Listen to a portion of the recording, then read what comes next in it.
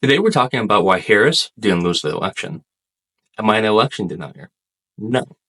I'm well aware that she got 7 million less votes than Biden, and that the Republicans got the federal trifecta. Then how didn't she lose, you might ask? Well, everyone has an opinion right now. Democrats, Republicans, your uncle, and the neighbor down the street know exactly why Harris lost. A lot of voices are saying she was too far left, and Democrats need to stop being woke. At the end of the day, the Harris team ran a decent campaign, at least considering the circumstances. After all, this wasn't Hillary's campaign, where there was lots of personal baggage and the failure to visit battleground state. So if Harris didn't lose, then who did? The answer is simple: Democrats. More specifically, the Democratic leadership. You see, Harris is just a byproduct of today's Democratic Party, and she played her role perfectly. The problem is she was given the wrong tools to use in the first place.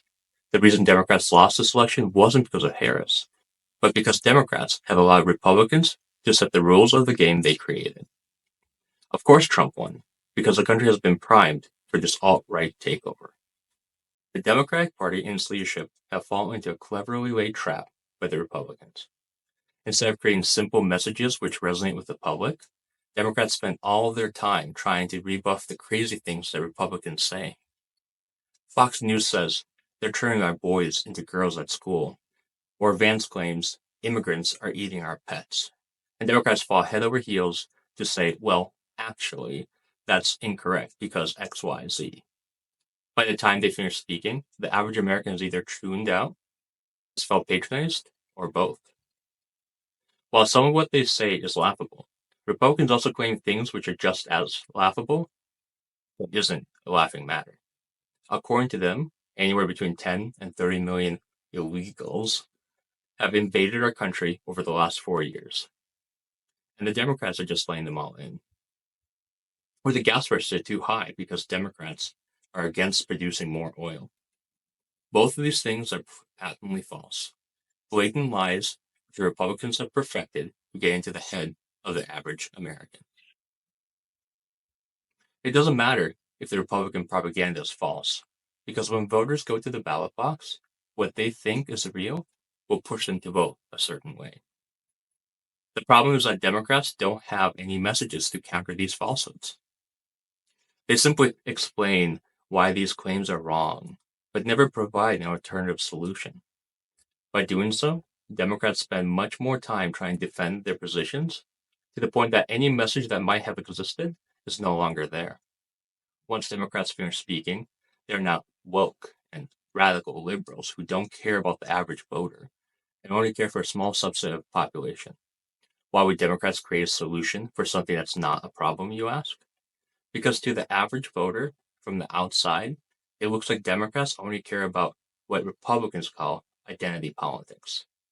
But if you ask a Republican what they mean, they'll say it's woke, and yet woke itself doesn't have a definition. This is how Republicans make sure that Democrats stand for nothing in a voter's eyes. Yet in turn, Republicans themselves use identity politics more than anyone else. They turn good people, Christians, elderly, young men, they turn them against others because they want you to believe that if someone else gets ahead, that you are not only being left behind, but are also trampled.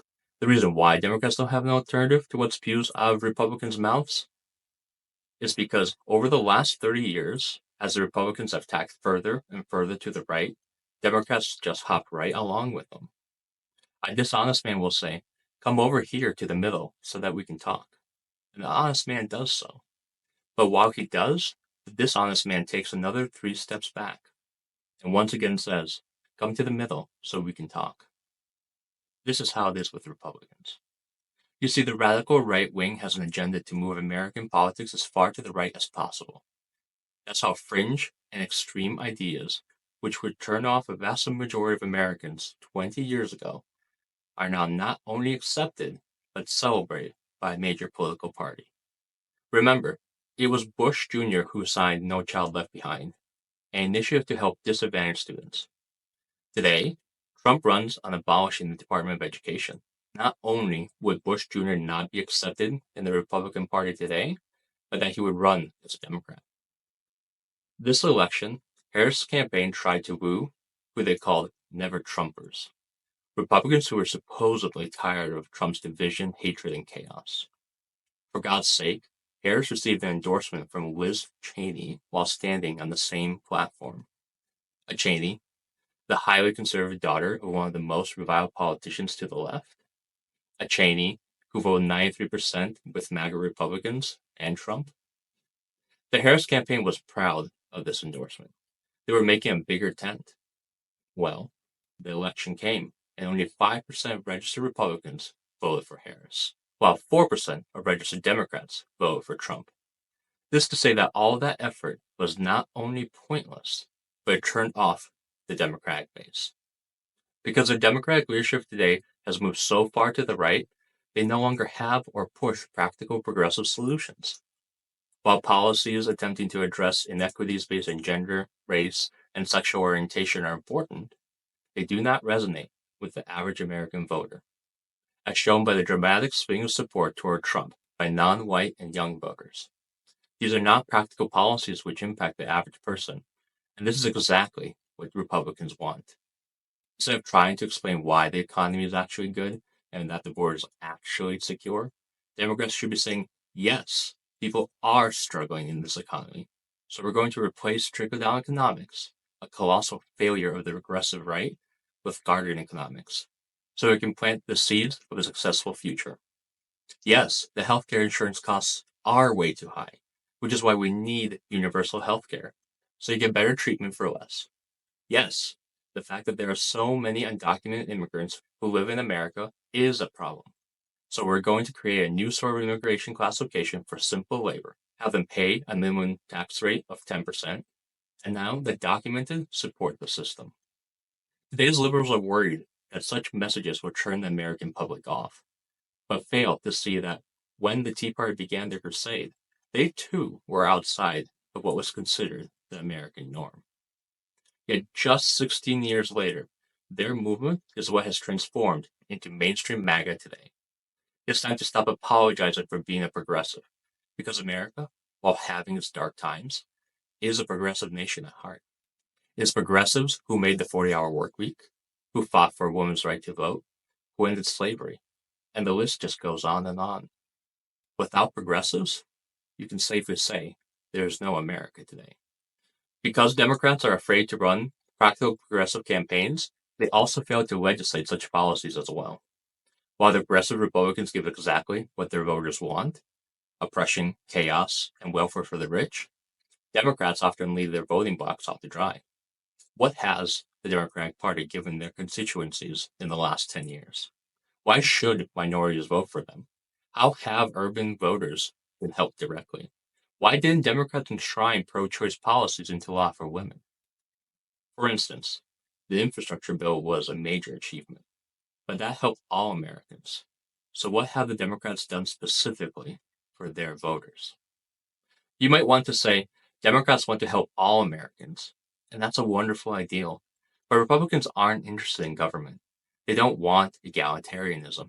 They prefer a world that is broken. So why not focus on people who actually want your help? Democrats need to stop pretending that Republicans or their voters can be convinced with any sort of reason, because the radical right isn't stupid. The election of Trump not once, but twice shows that they know exactly what they want.